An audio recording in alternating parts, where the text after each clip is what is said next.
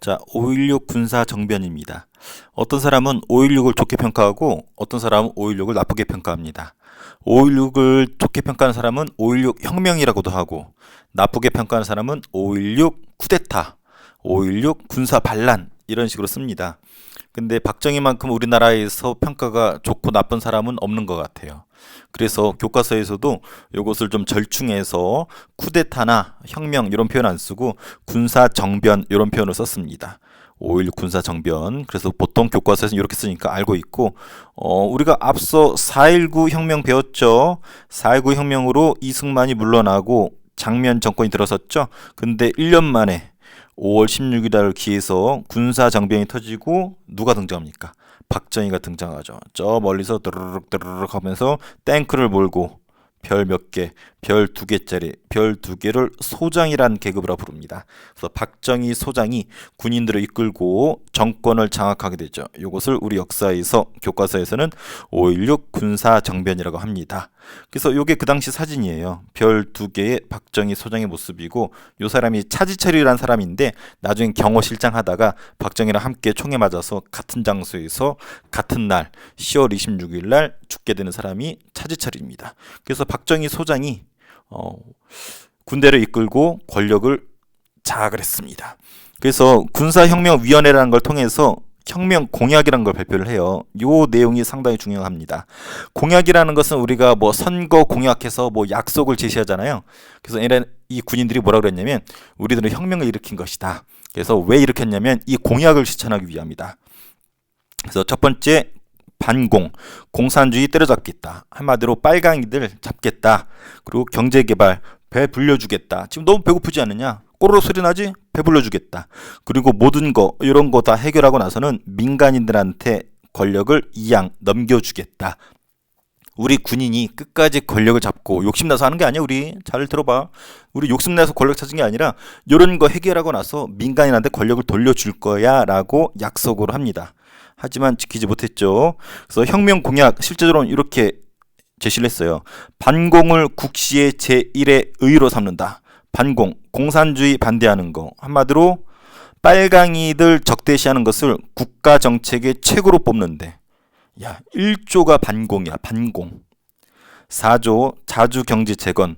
한마디로 경제 개발해서 배불려 주겠다. 그리고 이런 과업이 성취되면 양심적인 정치인들한테 권력을 이양 넘겨주겠다. 6조를 그대로 실현했으면 진짜 5.16은 혁명이었을 것 같아요. 하지만 권력을 넘겨주지 않았죠. 본인이 군복을 벗고 대통령이 출마를 해서 권력을 승계를 하죠.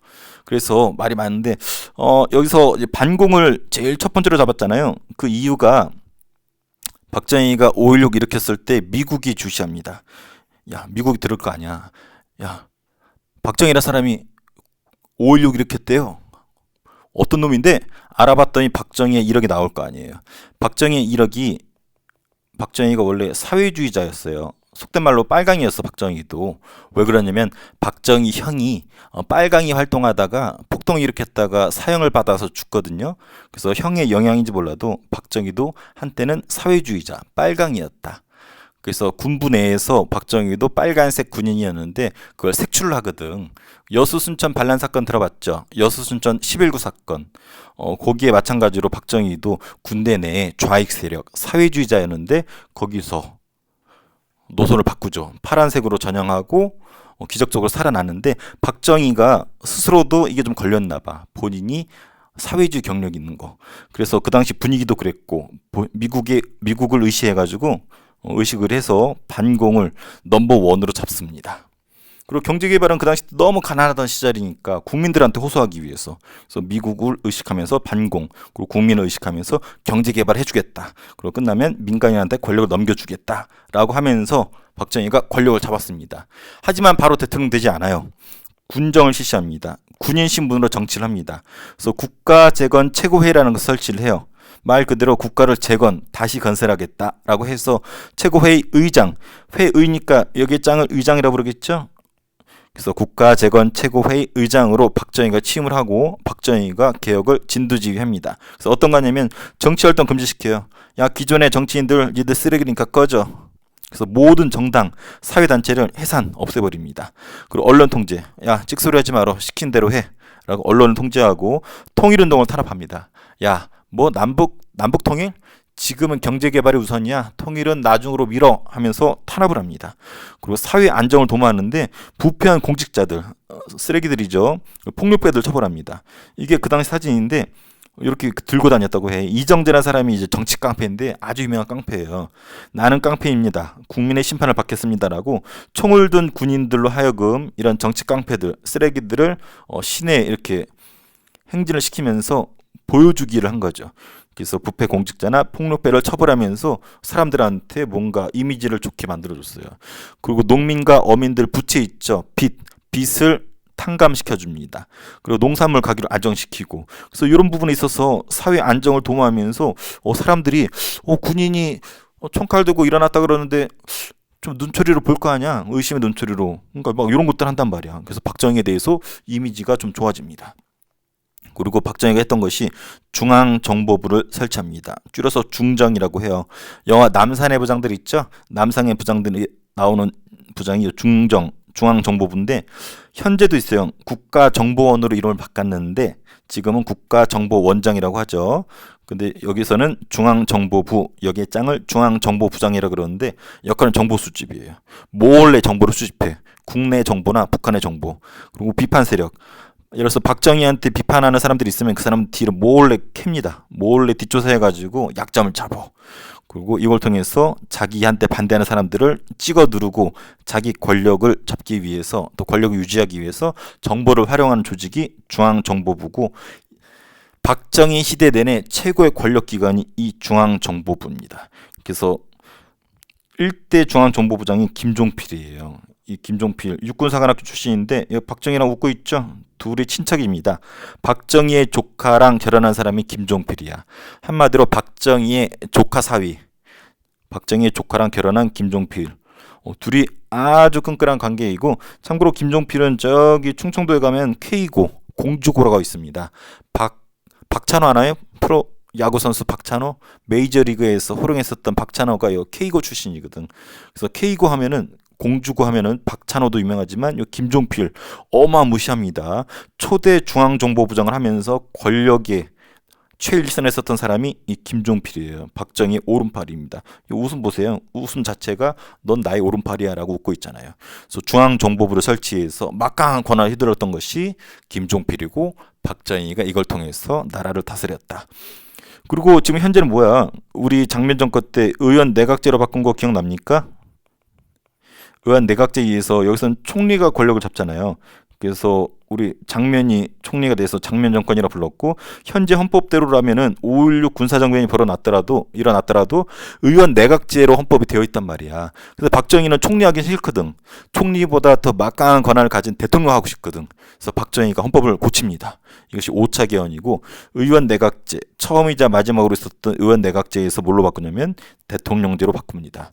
그리고 직선제, 나는 국민의 심판을 받을 거야 해가지고 직선제로 바꾸고 4년 한 번 임기고 중임 2번까지 할 수 있도록 바꿉니다. 그리고 민주공화당이라는 창당을 합니다. 줄여서 공화당이라고 하는데, 공화당 하면 무조건 박정희 정당이에요. 그래서 박정희가 대통령 선거 출마를 합니다. 그래서 아까 혁명 공약에서 뭘 어긴 거예요? 6조를 어긴 거죠. 양심적인 정치인들한테 정권을 이양한다고 했는데 넘기지 않았어요. 어떻게 보면 넘겼다고 할 수도 있겠네요. 박정희가 셀프로 승진하고서 군복을 벗습니다. 그래서 자기가 민간이 돼가지고 양심적인 정치인한테 권력을 넘겨줄게요 하고, 양심적인 정치인이 나밖에 없네 하고 본인이 그 권력을 승계를 하려고 노력을 하죠. 그래서 민주공화당을 창당을 하고 5대 대통령 선거에 출마를 합니다. 그래서 의원 내각제에서 대통령제로 바꾸고 정당 만들고 출마를 했다라는 거. 그래서 기존에 그 장면 정권에서 대통령이었던 윤보선과 박정희가 대통령 자리를 두고서 싸웁니다. 차이점은 이때는 대통령제였던 거죠. 근데 박정희가 간신히 윤보선을 이겼어요.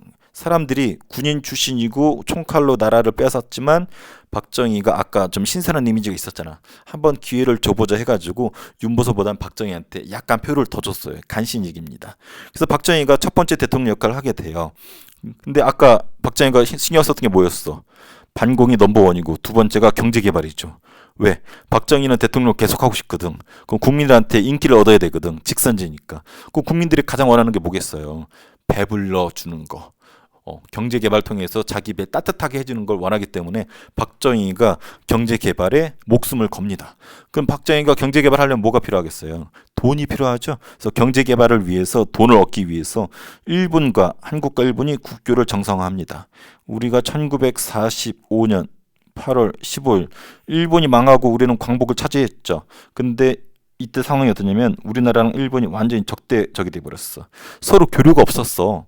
일본이 돌아가면서 서로 쌩까고 우리를 식민 지배했었던 새끼들, 우리의 식민 지배 받았던 새끼들 해가지고 서로 으르렁 대고 사이가 안 좋았어요. 심지어 이승만 때는 우리 월드컵 축구 있죠. 홈 앤 어웨이 방식이거든. 한 번은 우리나라에서 하고 한 번은 일본에서 해야 되는데 이승만 대통령이 일본 새끼들 꼴 보기 싫다고 우리나라에서 축구를 못하게 했어. 그래서 우리나라는 일부러 한번 일본 애들 불러서 축구해야 되는데 오히려 일본에서만 2번 축구할 정도로 한일 관계가 안 좋았고 국가 교류도 없었습니다. 근데 이것을 정상화합니다. 누구 때? 박정희 때. 이것을 한일협정이라고도 해요. 그래서 아주 중요한데 외우기도 편하게 1965년 그래서 박정희 입장에서는 경제 개발을 위한 자금의 목적이었어. 근데 또 형님이 어떤 미국이 시키네. 미국의 입장에서는 좀 이상한 거야. 여기 중국 빨강이, 러시아 빨강이, 그때는 소련이었죠. 북한 빨강이, 온통 빨강이 소굴이거든. 근데 우리 파랑이 형님은 미국이고, 요 남쪽 동생 파랑이, 일본 파랑이. 근데 저기 빨강이들 같은 경우 서로 막 사이가 졸라 좋거든. 야, 너 빨갛다, 더 빨개졌네, 졸라 멋있다, 야, 이러고 좋아하고 있는데 우리는 사이가 이상해. 요렇게 관계가 좋거든. 근데 이 둘은 서로 못 잡아먹어서 안 다리거든. 한국과 일본은. 그러니까 미국의 입장에서는 야, 이 꼬맹이 우리 동생 둘이 있는데 이 새끼들 왜 맨날 싸우기만 해. 그래서 박정희가 권력을 잡고 나서 야, 박정희, 너 미국 일본하고 손잡어. 한국 너 일본하고 손잡어. 그래서 둘이 관계 개선할 것을 미국이 요구합니다. 왜? 이렇게 서로 손잡아야지 파랭이들끼리 서로 손잡고 빨강이들하고 대결한단 말이야. 그래서 요 둘이 사이가 안 좋던 것을 야, 서로 뽀뽀해, 껴안어, 서로 뽀뽀 하면서 친하게 만들기 위해서 국교를 정상화할 것을 미국이 요구를 합니다. 박정희 입장에서도 돈도 벌어야 되고 돈도 경제 개발을 위한 자금도 얻어야 되고 또 형님이 시키니까 하죠. 또 무엇보다 박정희가 일본 문화를 되게 좋아했어요. 청와대에서 가끔은 이제 일본 군복 입고 박정희가 막 전신 거울에 이렇게 막 가오 잡고 그랬었대. 박정희가 만주군 출신이거든. 만주에서 옛날에 여기서 일본군 장교로서 활약하고 있었거든요. 그래서 그런 모습이 박정희는 일본을 좀 좋아해. 그런 부분이 있습니다. 그래서 이런 이유 때문에 국교 정상화를 하려고 그러는데 박정희가 믿을 만한 애를 협상 대표로 보낼 거 아니야. 그래서 누굴 보냈냐면 아까 봤었던 김종필을 보냅니다. 아까 기억납니까? 김종필 초대 중앙정보부장이랑 공주고등학교 출신 김종필. 그래서 일본의 오히라, 일본의 외교부 장관이에요. 김종필과 오히라가 회담을 합니다. 요게 그 모습이에요. 젊었을 때 김종필, 그 다음에 오히라. 둘이 막 쇼부치고 있는 거야. 어떻게 국교를 재개할까? 일본 입장에서도 이득입니다. 우리나라가 국교를 정상화하고 우리나라가 일본보다 경제가 좋지 않기 때문에 일본의 물건을 우리나라 막 팔 수 있었거든. 도요타 자동차라든지 뭐 게임, 닌텐도 이런 걸 막 팔 수 있었기 때문에 일본 입장에서도 나쁘지 않은 게임이었어. 그래서 근데 문제는 이 회담을 하고 얘네들이 이제 메모를 작성을 해요. 어떤 식으로 체결할 건지 메모를 작성했는데 이 메모를 공개를 했는데 문제는 문제가 좀 있어. 무슨 문제가 있냐면 일본이 36년간 식민 지배했잖아요. 거기에 대한 사과가 없어. 배상도 없어. 포함이 안 돼 있어. 일본 입장에서는 이 협정 체결하면서 사과도 필요 없고 배상도 필요 없다라고 딱 도장을 찍어버리면은 그냥 그대로 사과 없이 끝나는 것이 또 있거든. 그리고 약탈된 우리 문화재 있죠. 이런 것도 뭐 어떻게 한다는 내용이 없어. 한마디로 돈을 꿔주고 주고 이런 내용은 있는데 사과도 없고 배상도 없고 우리 문화재도 반환 안 하고 이런 굴욕적인 내용이 이 메모에 있는 것을 알려진 거야. 그래서 이 소식을 듣은 누가? 대학생들과 시민들이 난리가 납니다. 그래서 시위가 벌어져요. 6.3 시위. 굴욕이다. 한일회담 반대한다. 어떻게 돈 몇 푼에 우리 민족의 자존심을 뭉개버리느냐. 어떻게 36년간 식민 지배랑 배상도 없고 사과도 없고 심지어 우리 문화재, 우리 뭐 위안부 뭐 여러 가지 문제 해결도 안 하고 돈 몇 푼에 자존심을 팔아넘기느냐 하고서 난리가 납니다. 난리가 그냥 굴욕적인 한일 회담이라 해가지고 반대 시위를 하는데 이것을 6.3 시위라고 합니다. 근데 박정희 입장에서 이거 빨리 관철시켜야 되거든. 그래서 계엄 때립니다. 치안 유지를 위해서 군대를 풀어버려요. 그리고 휴교령, 야 대학생들 너네 학교 나오지 마, 시끄러워. 학교 나오지 말고 군인 풀어서 쫙 꾹 눌러버려. 깝치지 말고 찍소리하지 말어.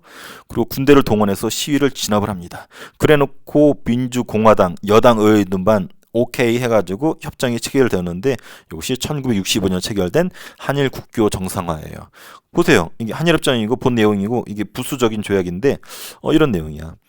1910년 8월 22일 우리가 1910년 8월 29일 날 나라 망했거든요. 그러니까 그 전에 있었던 대한제국과 일본 제국 간에 체결된 모든 조약과 협약은 이미 무효다. 그러니까 을사조약 같은 경우는 다 무효라는 거야. 그리고 일본은 한국에 10년에 걸쳐서 무상 공짜로 3억 달러를 준대. 유상은 빌려주는 거야. 2억 달러는 빌려줄게. 그 3억은 그냥 공짜로 줄게. 독립 축하금 명목으로. 야 조선 너네 독립했다며? 왜 독립했는지 모르겠지만 축하해. 식민지배? 나 모르는 일이야. 그리고 유상. 그리고 2억은 갚어. 3억은 공짜로 줄게. 라고 이렇게 5억 달러를 빌려주거나 주거나 이렇게 하기로 되어 있고, 그리고 이걸로 이제 끝나는 거야. 이것과 관련해서 이제 청구권에 관해서는 완전히 그리고 최종적으로 해결된 거야. 너네 지금 3억, 2억 이렇게 꿔주거나 주는데 이거 이후로 너네 이제 추가로 뭐 달라 하면 안 돼. 너네 수준 있지? 그러면 안 돼. 그래서 이제 완전히 최종적으로 식민 지배에 대해서는 이제 끝난 거야. 더 이상 요구하지 마. 찍소리 하지 마. 라고 명시한 겁니다. 그러니까 이런 내용이 알려지면서 대학생들이 난리가 났어. 이것이 6.3 시위. 어떻게 돈 몇 푼에 사과도 제대로 받지 못하고 제대로 보상도 받지 못하고 우리의 빼앗긴 거, 우리 몸과 마음, 정신, 문화재 이런 거 돌려받지도 못하고 어떻게 이걸 팔아넘기느냐 라고 엄청나게 저항한 것이 6.3 시위입니다. 체결은 됐어. 그래도 끝내 박정희가 밀어붙입니다. 그래서 아쉬운 점이 한국과 일본 사이의 문제가 해결이 안 됐어. 그래서 식민지배에 대해서 사과도 안 했고 약탈 문화재 돌려주지도 않았고 독도 문제도 해결이 안 됐어. 특히 독도 문제가 되게 시끄러웠대. 일본이 독도가 지네 땅을 막 우기니까 이거 협상에 나섰던 여기 아까 김종필 있죠. 김종필 뭐라 그런지 알아요? 독도를 폭파시켜버리고 싶다. 지금 일본으로부터 돈을 꼬아야 되는 협상을 잘 마무리해야 되는데 자꾸 일본 새끼들이 독도를 지네 거라 우긴다. 그럴 바에는 독도에다가 폭격기를 보내가지고 폭파시켜버리고 싶다 라고 독도 폭파 발언을 합니다. 이때 엄청 시끄러웠는데 그럴 정도로 한일협정을 잘 해결하고 싶은 의욕도 있었고, 그래 독도를 폭파시킨다? 약간 좀 의아하죠. 그래서 독도 폭파 발언 검색하면 나옵니다. 그리고 징병, 징용, 일본군 위안부, 원자폭탄 피해자 문제에 대해서 아무것도 해결하지 못하고 그냥 덮어버린 거야. 당장에 돈이 급하기 때문에. 그래서 여기에 대한 저항 6.3 시위. 이게 6.3 시위 모습이에요. 이것이 민족적 민주주의이드냐? 민족적 민주주의가 뭔지 알아요? 박정희가 독재하거든요, 나중에. 그래놓고 뭐라 그러냐면, 야, 서양식 민주주의는 우리 몸에 맞지 않아. 우리 한국 사람들은 한국식, 우리 민족에 맞는 민족적 민주주의를 해야 돼. 라고 밀어붙였거든. 그랬더니 대학생들이, 야, 이런 굴욕적인 회담이 이런 것이 민족을 위한 민족적 민족주의냐? 그렇다면 나 민족적 민족주의 안 할래. 라고 해가지고, 여기 민족적 민주주의를 뭐 죽인다라고 해가지고, 관도교 있죠, 관. 퍼포먼스야, 액션이야. 민족적 민주주의를 장려한다, 죽여버린다. 그래서 박정희 네가 말한 민족적 민주주의가 이런 거라면은 나 저항할래 라고 6월 3일을 기해서 수많은 학생들이 저항을 하는데 이것을 6.3 시위라고 합니다. 이것이 6.3 시위 때 끌려가서 재판받는 모습이에요. 여기서 잘 보세요. 이 사람 누구 같아요? 눈치챘죠? 딱 보면 알 수 있죠. 이명박 전 대통령이에요. 이명박 전 대통령이 고려대학교 나왔는데 고려대학교 다닐 때 6.3 시위에 함께 했었어요. 그래서 끌려가서 재판받은, 그리고 감옥을 간 그런 이력이 있습니다. 그래서 이명박 하면 6.3 시위가 선생님은 떠올라요. 그래서 어쨌든 한일협정 결과, 아까 일본으로부터 돈을 꼬기도 하고 받기도 했죠. 그래서 한일협정으로 박정희 전 대통령이 경제 개발을 위한 자금을 마련을 했다. 두 번째는 또 어떻게 마련했냐면 베트남에 우리 군대를 파병합니다. 파병이라는 말은 군사를 보냈다라는 거예요. 그래서 이렇게 거의 한 10년 정도 보냈는데 미국이 요청을 해옵니다. 베트남이 어디인지 아나요? 이렇게 있으면 이렇게 있고 이렇게 이 아래쪽에 여기 베트남이 있거든. 대충 그린 건데 이렇게 쪼개졌어요. 우리나라처럼 남북으로 쪼개졌는데 북쪽은 빨강이, 남쪽은 파랭이었거든. 북베트남이 빨강인데 얘네들이 남쪽으로 쳐들어왔어. 그래서 파랑이가 막 울고불고 난리가 났지. 응애 응애 형님 도와주세요 했더니 여기 저 멀리 있던 우리 파란색 큰형님, 미국이 안 도와줄 수가 없잖아. 우리 애기 울고 있네 해서 이렇게 도와줍니다. 근데 북쪽에 북베트남 애들이 졸라 게릴라전 펼치면서 졸라 골치 아프거든. 그래서 안 되겠다. 야, 우리 둘째 동생 너도 도와줘 해가지고 박정희 대통령한테 도움을 요청을 합니다. 그래서 박정희 대통령도 군대를 파병을 합니다. 처음에는 비전투병을 보냈어요. 비전투병은 총 들지 않은 군대 있죠. 의료진 같은 경우, 뭐 보건 같은 거, 건축 이런 애들만 보냈는데 나중에는 전투병, 총 들고 싸우는 전투병까지 파병을 합니다. 그럼 뭔가 대가가 있어야 될 거 아니야. 단지 형님이 보낸다고 해서 보내나? 아니죠. 그래서 브라운 각서라는 걸 체결을 합니다. 브라운은 면도기 이름이 아니에요. 브라운. 그게 아니고 우리나라에 들어와 있던 미국 대사예요. 미국이 우리나라에 파견한 외교관 중에 대사관이 있죠. 거기에 일한 사람을 대사라 그러는데 미 대사 브라운과 각서, 약속을 체결한 거예요. 만약에 우리가 베트남의 전쟁에 군대를 파병해주면 대가로 우리 군대를 현대화시켜주겠대요. 그리고 경제 개발을 위한 기술과 차관, 돈을 제공해주겠대. 그러니까 여기 돈 주잖아. 그리고 군대 돈 안 들이고 현대화되잖아. 그래서 뭐 기술도 주지. 그래서 경제 개발에 엄청난 큰 도움이 되긴 했어요.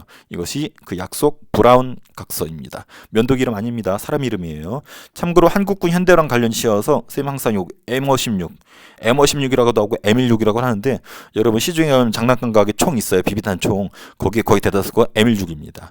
아직까지도 우리 후방 전방은 우리나라 기술을 만든 K 시리즈 총을 쓰고 있는데 후방에는 M56 쓰고 있어요.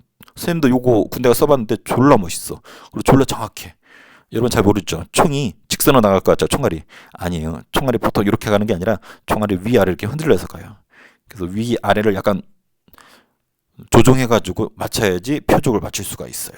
그래서 위아래 이렇게 흔들려서 간다라는 거. 그리고 총이 그대로 직선으로 나가는 게 아니야. 위아래로 흔들리지만 총이 뺑글뺑글 돌아요. 그래서 총 그 구멍을 보면은 동그랗게 팽이처럼 이렇게 홈이 나 있어. 그래서 위아래로 이렇게 흔들리면서 뺑글뺑글 도는데 맞을 때는 총알이 장화국이 하나지만 뒤쪽은 다 이게 뺑글뺑글 돌기 때문에 뒷머리에 다 허물어져 있어.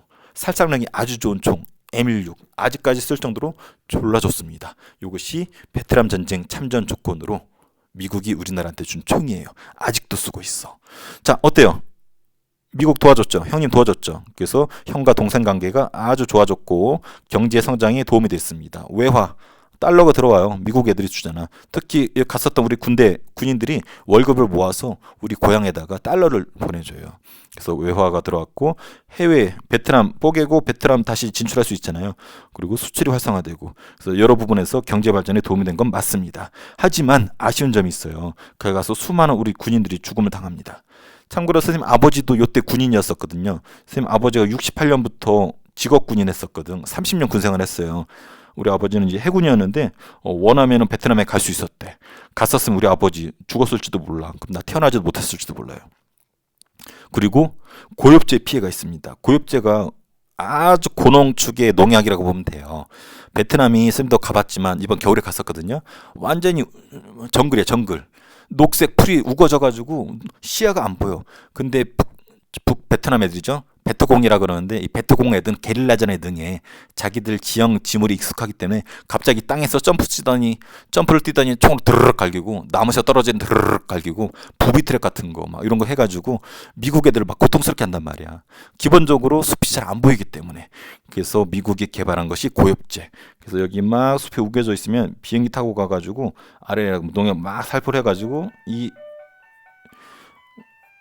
숲을 정글을 이렇게 녹여버리는 거예요. 한마디로 녹이는 거야. 고농축 농약을 통해서. 그래서 요거 위에서 막 뿌렸는데 문제는 여기 정글만 있는 게 아니라 우리 국군도 있었거든. 근데 국군 애들아 위에로도 막 이 고농축에 고엽제가 막 떨어지는 거야. 그래서 얘네들이 뭔지도 몰랐지. 이게 뭐냐 미끄덩거린다 해가지고 막 몸에 발랐더니 모기들이 안 와. 오히려 모기들이 도망가. 씨발 이거 시원하고 졸라 좋은데 하고 막 발랐지. 문제가 생겼네. 시간이 지나고 이 군인들 몸에 이상이 생기고 문제는 여기서 태어난 아들들 있죠. 자식들이 기형아가 태어나는 거야. 그래서 이 고엽제가 고농축 농약인데 이게 그 당사자인 군인들한테도 피해가 있었고 요 2세들 이 자식들한테 유전적으로 변형이 생겨서 기형아가 태어난 일이 벌어집니다. 그래서 고엽제 문제가 아직까지 심각하고 요거 배상하라고 여기 베트남에 갔던 군인들이 이렇게 시위하기도 하죠. 그리고 한국과 베트남에 혼혈인이 태어나 이때 국군 애들이 상당히 젊은 애들이 갔을 거 아니야. 혈기왕성할 때 아니야. 그래서 베트남 거기 여성들이 상당히 이쁘단 말이야. 그래서 거기서 태어난 혼혈인들이 태어납니다. 근데 문제는 이 갔던 군인이 가서 살면 상관없는데 아기는 낳고 도망쳐 버렸어. 그러니까 베트남 거기 미망이라고 그러죠. 여자랑 아기랑 이렇게 살면서 아빠를 그리워하는 인터뷰 장면도 있고 다큐멘터리도 있습니다. 그래서 이 문제를 라이따이안 문제라고 해. 라이따이안이 이제 베트남어인데 적국의 자식이란 뜻이에요. 베트남 입장에서 적국은 우리 대한민국이 되겠죠. 그래서 대한민국의 자식, 적국의 자식, 라이따이안이라 해가지고 베트남 나라에서도 왕따시키고 손가락질하고. 그래서 그 엄마는 마음이 아플 것 같아. 남편은 도망갔지. 자식은 태어났는데 혼혈인데 베트남에서 손가락질 받으면서 라이따이안 적국의 자식이라고 손가락질 당하지. 그래서 울면서 아버지 한번 만나게 해달라고 하는데 아버지는 도망쳐 다녀. 이미 대한민국에 돌아와서 또 다른 자식을 낳은 거야. 결혼해가지고 책임지지 못할 행동을 해버렸죠. 그래서 라이따이안 문제가 심각했다고 합니다. 선생님이 교직 경력이 지금 22년 차거든요. 그래서 선생님 22년 전에 선생님 신규 교사 때 수업을 하는데 앞에가 약간 베트남 애처럼 생겼어. 그래서 선생님 농담으로 라이따이안 했더니 진짜 걔 아빠가 베트남 사람이네. 걔가 베트남의 이제 혼혈이었던 거예요. 그러니까 선생님 순간 막 말실수했다라는 생각이 드는 게 진짜 라이따이안일 수도 있거든. 그래서 좀 당황스러웠었습니다. 그래서 지금 혼혈이란 표현을 잘 안 쓰죠. 다문화 흔해졌죠. 선생님도 다문화 같아. 선생님이 일본에 가서 스시 먹으면 나도 모르게 막 눈물이 나. 너무 맛있어가지고 바나나도 너무 맛있게 먹고 또 짜장면 짬뽕 먹으면 역시 오줌 쌉니다. 너무 맛있어가지고 중국인의 피와 일본인의 피가 섞여 있는 것 같아. 그래서 요새는 다문화 혼혈 흔합니다. 문제가 되지 않은 다국적 사회입니다. 자, 그럼 라이따이안 문제가 있고 또 베트남 민간인들을 많이 학살을 했어요. 어떤 마을을 들어갔는데 어떤 소녀가 울고 있어. 애기야 왜 울고니 일로 와 했더니 손에 이렇게 뭘 쥐어줘. 뭔가 봤더니 수류탄이야. 빵! 어린 아기인지만 알았더니 걔네들 이용해서 총격을 가하거나 수류탄을 터뜨린단 말이야. 이러니 한번 겪으면 우리 국군들 마을 들어가면 노이로제 걸립니다. 그래서 보이는 족족 남녀노소 불구하고 학살해서 총으로 죽여버립니다. 그래서 민간인 학살 문제가 꽤 문제가 되었고 선생님 이번 겨울에 베트남 갔었다 그랬잖아요. 그래서 요거 한번 물어봤어. 야, 너희들은 우리가 민간인 학살했는데 밉지 않냐 그랬더니 괜찮대. 어차피 베트남이 미국하고 한국한테 이겼기 때문에 우리가 승전국의 아량으로 너희들 나쁜 짓 한 거 눈 감아 줄게 라는 뉘앙스로 괜찮다라고 하더라고. 이 전쟁, 베트남 전쟁은 베트남이 이겼거든요. 미국이 패한 유일한 전쟁 중에 하나예요.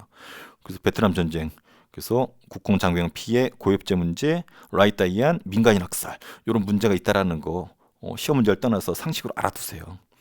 재밌었어요 이쪽이. 자, 문제는 이제 박정희 대통령이 한일 국교 정상화로 자금을 마련했죠. 베트남 전쟁 파견해서 자금 마련했죠. 그리고 경제 개발을 막 해. 그래서 성과도 쑥쑥쑥 눈에 보이게 바뀝니다. 그리고 박정희 대통령이 이제 아까 5대 선거로 한번 출마했죠. 두 번째 선거에 출마를 합니다. 두 번째 출마가 가능했을까요?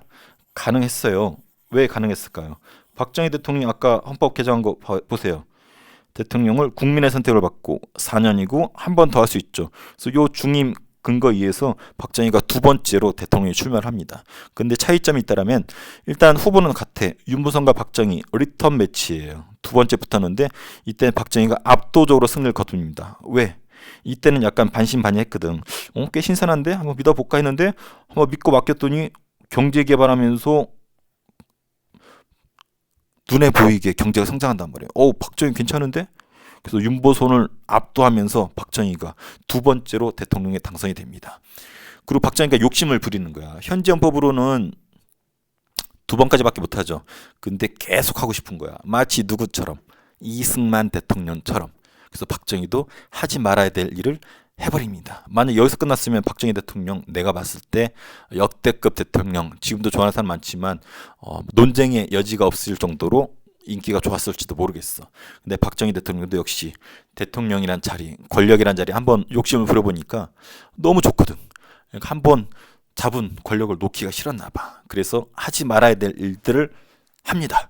먼저 조작합니다. 뭘 조작하냐면 동백림 사건을 조작을 해요. 독일 있죠. 독일이 둘로 쪼개졌어. 2차 세계대전 일으키고 나서 독일을 둘로 쪼갭니다. 강대국들이. 그래서 서쪽에 서독과 동쪽에 동독으로 쪼갰어요. 그래서 서독은 좀 파랑이 애들, 자유민주주의 애들이 관리했었고 동쪽은 사회주의 애들, 빨강이 애들이. 근데 문제는 베를린이 또 여기 있었고. 근데 동베를린 사건 뭐냐면 동베를린. 우리나라 이때 독일이 좀 경제 개발도 성장하고 2차 세계대전 끝나고 독일이 경제를 엄청나게 성장시켜요. 그래서 라인강의 기적이라 불릴 정도로 독일이 급성장을 하게 됩니다. 그래서 우리나라 지식인들이 독일로 유학을 갔어. 지금이야 미국이나 이런 데로 가지만 그 당시 때는 독일로도 많이 갔어요. 선생님은 제2외국어 독일어 배웠어요. 여러분은 지금 일본어나 중국어 배우죠. 하지만 선생님 때는 거의 독일어 아니면 프랑스어 배웠는데 그럴 정도로 제2외국어가 독일어일 정도로 독일로 가는 게 인기였었고 독일이 경제 대국이었어. 그래서 사람들이 독일로 유학을 많이 갔는데 문제는 박정희 대통령이 얘네를 이용해 먹습니다. 얘네들이 이렇게 넘어가가지고 왔다 갔다 할 수 있었거든. 동독에 있는 베를린, 동베를린으로 가가지고 밥도 얻어먹고, 야, 여기가 동베를린이래. 빨간색, 그렇게 나쁘진 않은데 하면서 왔다 갔다 했었거든. 우리 동포들. 북한에도 있으니까 여기 왔다 갔다 했어. 밥도 먹고, 서로 게임도 하고, 리그 오브 레전드도 하고, 왔다 갔다 했었단 말이야. 그래서 그것도 순수하게 어떤 교류의 목적으로, 밥 한번 얻어먹을 목적으로. 근데 이것이 박정희 레이더에 걸린 거야. 중앙정보부 레이더에 걸린 거지. 그래서, 야, 이 새끼들 봐라. 빨간색 넘어갔네. 동베를린. 동백림이 동베를린이에요. 그래서 동베를린 사건이라고도 하고 동백림 사건이라고 하는데 이 넘어간 요 대학 교수들이나 요 유학생들 있죠. 얘네들을 간첩으로 몹니다. 단순히 넘어갔었던 이유만으로 북한과 소통을 하고 간첩 활동을 했다 해가지고 얘네들 잡아다가 죽이거나 고문하거나 감옥에 쳐넣습니다. 이 사건을 동백림 사건이라고 불러요. 그래서 유학 간 애들을 간첩이라고 뒤집어 씌운 사건. 그리고 때마침 북한이 도발을 해와. 이 새끼들이 나쁜 새끼들이요. 이 새끼들이 이제 휴전선이죠. 휴전선을 넘어서 들어왔어. 1.21 사태라고 해가지고 68년도 1월 21일 날 넘어옵니다. 김신조를 비롯한 31명이 넘어왔어. 어떻게 넘어왔는데 문제는 청와대 있죠. 박정희 대통령이 있는 청와대 코앞까지, 요 앞에 산인데 여기까지 31명이 들이닥친 거야. 다행히 여기서 끌려가지고 총격전이 벌어지는데 2명은 북한으로 도망가고 나머지 죽임 당하고 딱 1명 살아남았어. 그래서 31명 중에 2명 돌아가고 그 다음에 1명 생포당하고 28명은 죽여버렸어요. 1명 딱 살아남았는데 요 새끼 이름이 뭐냐면 김신조예요. 그래서 요 121 사태에 북한의 특수부대가 휴전선을 넘어서 청와대 인근까지 와서 박정희를 죽이려고 하다가 발각이 되어서 총격전 도중에 1명만 살아남고 나머지는 죽거나 돌아간 사건. 이 사건을 121 사태라고도 하고 김신조 사건이라고도 합니다. 왜? 이 새끼 이름이 김신조거든. 그래서 이 새끼 자꾸 물어봤지. 야, 니들 왜 넘어왔어? 왜 깝쳤어? 했더니 하는 얘기가 이건 내가 지어낸 게 아니라 얘네가 직접 이렇게 얘기했어요. 박정희 모가지 따러 왔수다. 박정희 모가지 따러 왔수다. 박정희 목 따러 왔대. 한마디로 죽이러 왔다 이거야. 이 사람이 김신조예요. 체포의 모습이죠. 그래서 박정희가 기분이 좋았을까? 내 목 따러 왔다고? 졸라 시원한데? 화끈한 새끼를 졸라 멋있다 이랬을까요? 아니죠. 박정희가 아주 흥분하면서 개거품 물고 개새끼들하고서 보복하려고 부대를 하나 만들죠. 눈치챘죠. 영화도 있죠. 실미도 부대.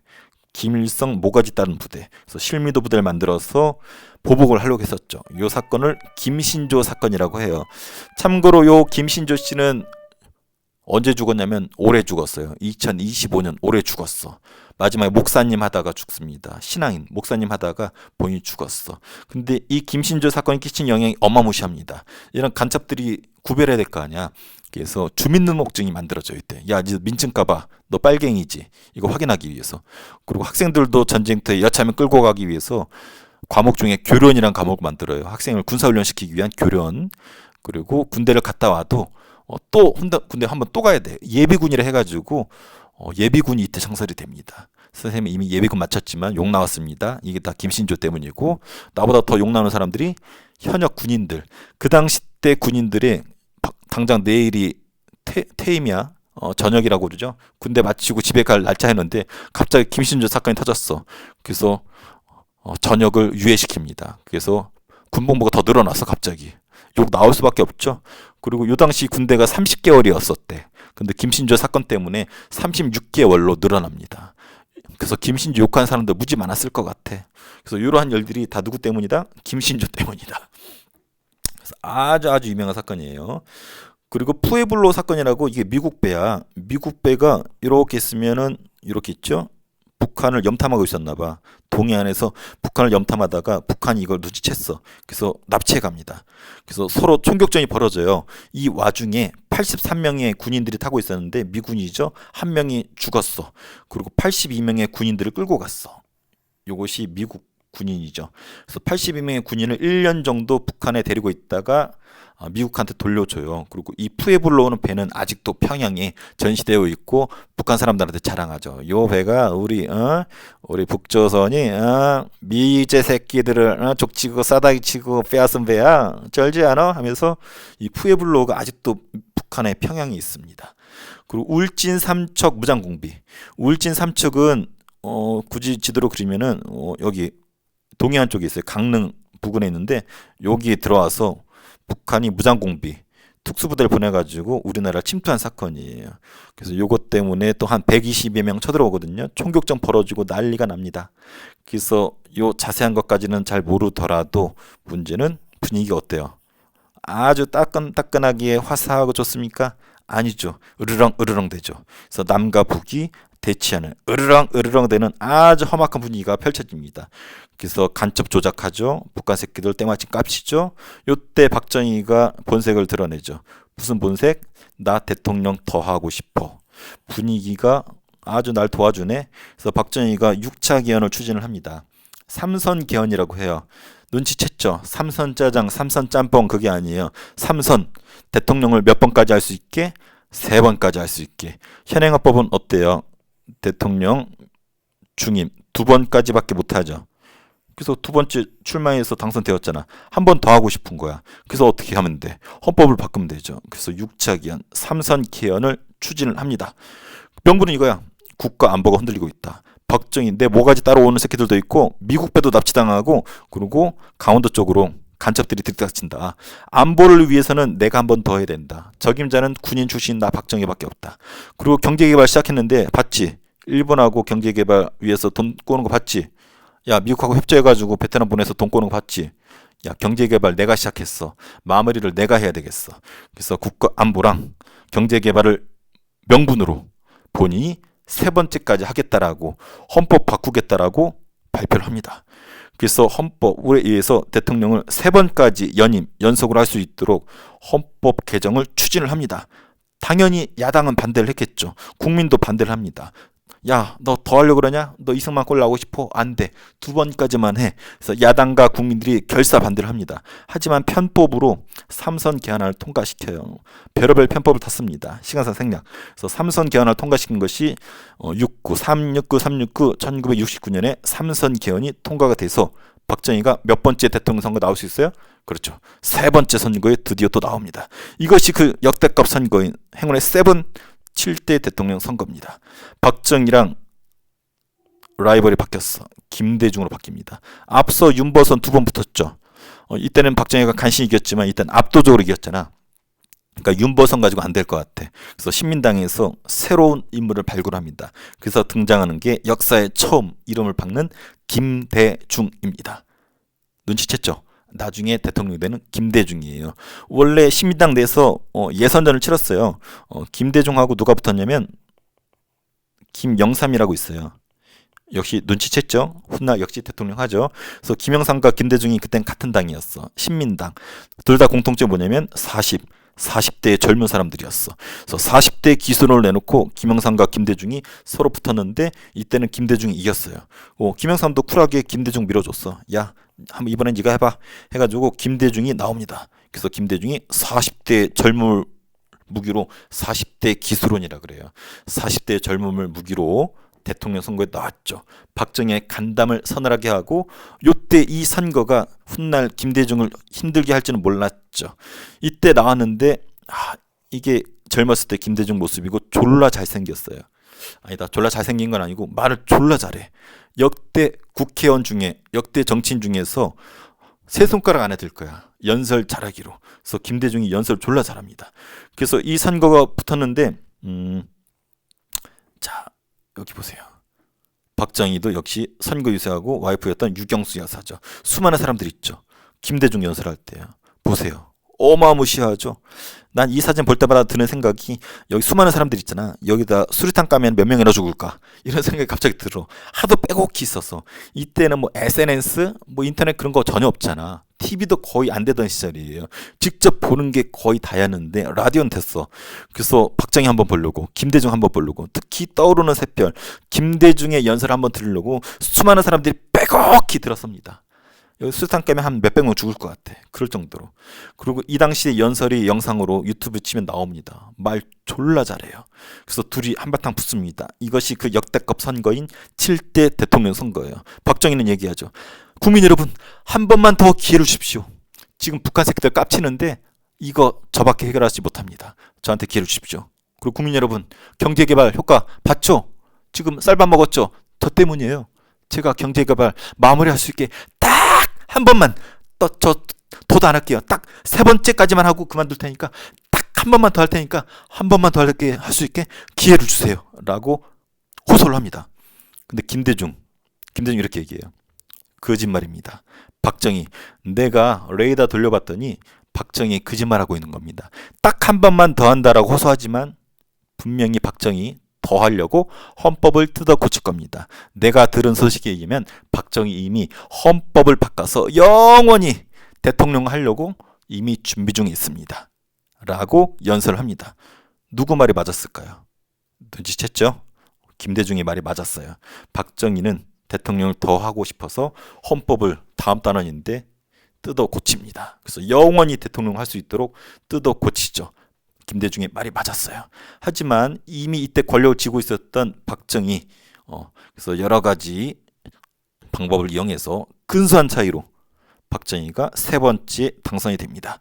근데 문제는 김대중한테 겁을 먹습니다. 그래서 박정희랑 김대중의 라이벌 구도가 요때부터 시작이 돼요. 그래서 박정희는 김대중을 죽이기 위해서 여러 시도를 합니다. 왜? 자기의 간담을 서늘하게 했었던 라이벌이기 때문에. 그래서 김대중, 젊었을 때 김대중 요때부터 등장을 해서 뒤에 주구장창 나옵니다. 그래서 우리나라 현대사 김대중으로 다 설명할 수 있어요. 그래서 김대중이 등장, 여기서부터인데 아주 임팩트 있었던 등장 모습이고, 요때부터 박정희랑 김대중의 악연은 시작이 됩니다. 아까 이거 안 한 것 같은데요. 베트남 파병, 브라운 각서 아까 얘기해줬죠. 파병 조건으로 한국군의 장비를 현대화시켜준다. M56을 준다. 그리고 각종 지원 사업과 혜택을 준다. 원조와 차관, 돈을 꿔준다. 이것이 그 유명한 브라운 각서. 자, 그러면은 한번 정리해 볼까요? 자, 지금까지 본 거. 요게 좀 편집하는데 안 좋군요. 자, 너희들은 잠깐 딸려 나가는구나. 자, 볼게요. 일로 가 있고, 너도 일로 가 있고, 너도 일로 가 있고, 너도 절로 가 있고. 음에. 붙어 있군요. 자, 김대중도 절로 가 있고, 박정희도 너도 절로 가 있고. 자, 한번 정리를 해봅시다. 자, 박정희 군정이라고 합니다. 군인 정치, 대통령이 아니라 군인으로서 4.19 혁명이 끝나고 5.1 군사정변이 딱 1년 만에 터지죠. 그래서 박정희랑 6.4 8기생들이 주도했어요. 8기의 대표가 아까 얘기했었던 김종필, 박정희의 오른팔 역할이고 박정희의 조카랑 결혼했던 김종필 끝까지 같이 합니다. 그리고 군사혁명위에서 혁명 공약 발표했었죠. 나 이런 거 지켜줄게요. 공약 발표합니다. 넘버원이 반공, 빨강이들 때려잡겠다. 왜? 본인이 빨강이 출신이기 때문에 미국한테 잘 보이게 된다고. 그리고 국민들한테 잘 보이기 위해서 경제 개발해주겠다. 그리고 이런 거 어느 정도 하면 민간인한테 권력을 넘기겠다. 하지만 넘기진 않고 본인이 받았죠. 그리고 국가 재건, 나라를 다시 세우기 위한 최고위원회 의장으로 박정희가 되었고, 중앙정보부 신설 강조했었죠. 중정이라고 했었고, 초대 부장이 김종필이고 마지막 부장이 김재규예요. 왜 마지막에서 끝나면 이 김재규가 중앙정보부장인데 박정희를 총으로 쏴서 죽여버리거든. 그것을 11.6이라고 그러죠. 그래서 마지막 중앙정보부장한테 박정희가 총에 맞아 죽습니다. 이것이 현재 국가정보원으로 계승이 되고 있고, 그래서 박정희가 아직 대통령 되기 전인데도 여러 가지 일을 해요. 5차 개헌을 합니다. 원래 의원 내각제였었죠. 의원 내각제에서는 총리가 권력 잡는데 총리하기는 싫었나 봐. 그래서 대통령제로 바꿉니다. 그리고 국민이 뽑아주는 직선제로 바꾸고 4년 2번까지 할 수 있도록 바꿉니다. 그리고 정치인들 너네 쓰레기야 하지마 하고서 금지시키고, 정치 깡패, 아까 시위하는 거 봤었죠. 행진시키는 거. 민주공화당을 창당해가지고 민주공화당 후보로서 대통령에 출마를 하죠. 그래서 박정희가 윤부선과 붙어서 박정희가 정부가 처음 들어섭니다. 그래서 경제개발 5개년 계획을 추진을 합니다. 뒤에 배워요. 이 부분은 뒤에 배우니까 넘어가고. 자, 그리고 한일협정, 경제개발을 위해서 돈이 필요했었죠. 한일협정으로 돈을 마련했고, 그 다음에 베트남 파병으로 돈을 마련했고, 뒤에 배우지만 서독, 독일의 서쪽, 서독으로 광부랑 간호사를 보내서 역시 돈을 벌어옵니다. 요 세 가지 방식으로 돈을 또 마련을 해요. 그래서 일본과 협정하기 위해서 김종필 오이라 회담, 아까 얘기했었죠. 굴욕적이다 해서 6.3 시위가 있었고, 계엄령 때리고, 야, 이런 민족주의라면 난 장례시킨다라고 대학생들이 데모했었죠. 그리고 한일협정 끝내 체결이 되었었죠. 그래서 이런 내용 좀 굴욕적이었지만 경제 개발을 위한 자금 확보에 도움이 됐었고, 한미일 상호 방위 체제에 도움이 됐었다. 베트남 파병에서 브라운 각서 체결했었죠. 우리 군의 현대화, 여러 가지 차관 빌려주는 거, 전투병까지 파견했었고, 문제 라이트 아이언 문제 있었고, 고엽제 문제, 베트남 민간인 학살 문제가 있었다. 그리고 두 번째 대통령 선거 때 박정희가 윤보선을 이제는 압도적으로 이겼었죠. 경제 성과를 보였으니까. 근데 이때 좀 분위기가 안 좋았었죠. 그래서 동백림 사건으로 여론을 좀 조작하기 위해서, 불리한 여론을 조작하기 위해서 유학생들을 간첩이라고 조작했었고, 그리고 김신주 사건, 박정희 뭐가지 따라왔었다라는 일이 있었고, 푸에블로 납치 사건, 울진 삼척 무장공비 사건, 그래서 북한 새끼들이 도발하고 간첩 사건 조작하고 분위기가 아주 안 좋죠. 그리고 이런 분위기를 이용해서 6차 기한 3번까지 할 수 있게 대통령의 3선 못하도록 되어 있는 규정을 없애버립니다. 한마디로 대통령을 몇 번까지? 3번까지 할 수 있게. 그래서 이때 박정희가 파트너가 바뀌었죠. 김대중을 파트너로 맞이합니다. 이때 김대중은 40대 기수로 젊음으로서 나갔었고 말을 졸라 잘한다 그랬었죠. 그래서 박정희가 간신히 이깁니다. 그리고 헌법을 고치는데 유신헌법이라고 해서 다음 시간에 배울 거죠. 그래서 이 부분 오늘 봤는데 양이 좀 많지만 지루하진 않았을 거라 생각을 해요. 한번 배속을 좀 빨리 해서 보면은 그렇게 길지 않으니까 이런 배경 지식을 알고 제대로 공부하는 게 차라리 장기적으로 공부하는 데 더 도움이 됩니다. 내용도 이해 안 되는데 생략하고 설명을 하면은 여러분이 더 어려워할 것 같아서 선생님이 부득이 자세히 설명했으니까 재밌지 않아요? 자, 국가재건 최고회의는 5.16 이후의 입법사법 행정의 권한을 모두 장악한 최고기구이다. 맞습니다. 5.16 이후에는 최고는 요거야. 국가재건 최고회의. 여기에 의장은 박정희. 한일협정은 6.3 시위로 인해서 체결이 무산되었다. 아니죠. 6.3 시위로 저항은 했지만 계엄령 때리고 통과시켰죠. 베트남 파병은 국군의 현대화, M16 줬죠. 외화 획득에 도움 줬다. 5.16 이후에 민주공화당 창당했죠. 그래서 민간인 박정희가 등장하죠. 3선 개헌, 369는 국민투표를 통해 통과되었고 박정희는 7대 대통령 선거에 출마를 했죠. 맞습니다. 박정희 주도의 5.16 구조정부 이후 최고 통치기구는 국가재건 최고회의. 아까 봤었죠. 요거 쓰면 됩니다. 그리고 한일협정 체결 당시의 반대 시위는 6.3 시위였었죠. 6.3 빌딩 쓰면 안 됩니다. 6.3 시위. 뭐는 미국이 요청에 따라 한국이 베트남에 참전할 근거가 되었나? 그렇죠. 그 면도기 이름 브라운 각서. 한일 국교 정상화는 1965년에 체결되었습니다. 올해가 체결된 지 딱 60년 되는 해네요. 행사하겠네. 한일협정 체결 당시 경제적 지원 외에도 뭐가 문제되었습니까? 경제적 지원은 박정희가 원하는 거였었고, 뭐 일본의 배상, 사과, 뭐 문화재, 일본군 위안부, 징용 등등등 독도 문제 등 수많은 한일 관계 현안 문제가 해결이 안 됐었죠. 요건 쓰긴 따름인 것 같아요. 한번 복습해 보세요.